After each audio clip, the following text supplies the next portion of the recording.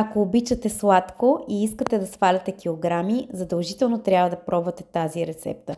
Високопротеинов шоколадов чизкейк. Ето и как да си го приготвите. В купа добавяме 100 грама кокосови стърготини, 50 грама какао на прах, 100 грама разтопен мед, 2 супени лъжици кокосово масло и 3 супени лъжици вряла вода. Разбъркваме добре и в купа, покрита с хартия за печене, притискаме към основата. Слагаме в хладилника да стегне и през това време си подготвяме крема. За него ще са ни необходими 50 грама крема сирене, 200 грама извара и 180 грама котич сирене. И 140 грама шоколад. Аз съм си избрала от Кардинал Байц с вкус на лешник, който няма захар, има високо съдържание на фибри, без глутен и няма палмово масло и само за 409 калории има цели 17 грама белтъчини. А другия е с вкус на кокосово мляко, отново високо протеин,